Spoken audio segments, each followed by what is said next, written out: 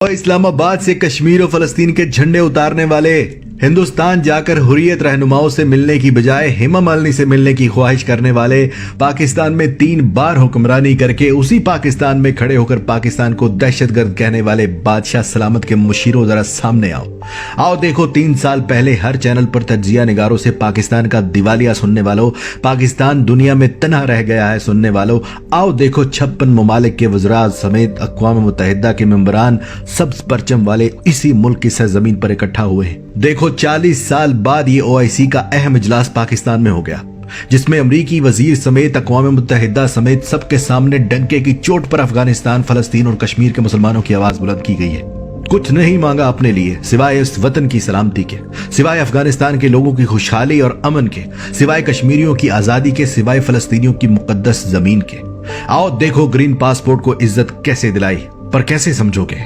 वो कैसे समझ सकते हैं जो खुद अपना पासपोर्ट भी दौलत पर कुर्बान करके बच्चों समेत, समधी समेत, भतीजों समेत, भांजों समेत लंदन बैठे हो। दाल रोटी ही औकात बना दी तुम्हारी, उससे आगे निकलने की सोच छीन ली तुमसे।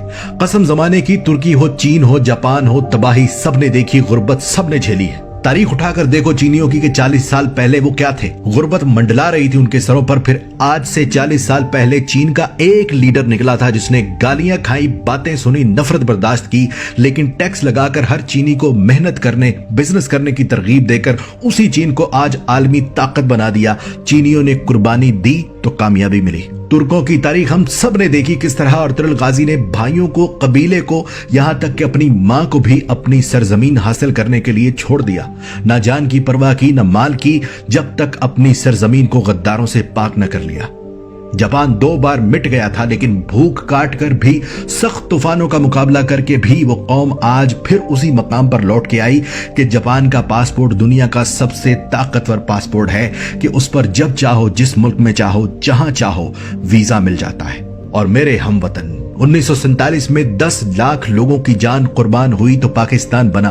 तब से लेकर आज तक इस कौम को ऐसा कोई लीडर नसीब ना हुआ जो इसे तरक्की याफ्ता बनाता। जो भी आया उसने पेट भर कर खाया और बचा खुचा बाहर ले गया।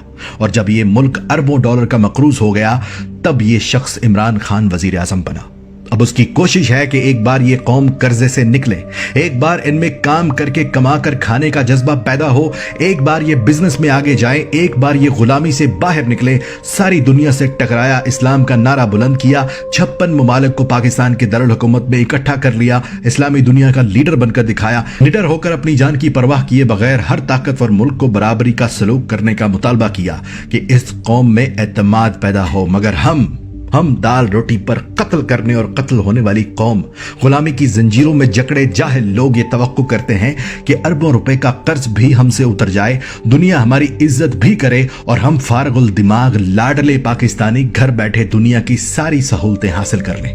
इमरान खान का साथ सिर्फ वो लोग दे रहे हैं जो दुनिया की तारीख से वाकिफ हैं, जो इस हकीकत से वाकिफ हैं कि जख्म को ठीक करने के लिए जख्म को काटना पड़ता है, तकलीफ बर्दाश्त करनी पड़ती है, उभरने के लिए एक बार डूबना पड़ता है। ऐसे लोगों के लिए खुशखबरी है कि अल्लाह तुम्हारे साथ है, क्योंकि तुम अल्लाह के निजाम के मुताबिक तरक्की करना चाहते हो।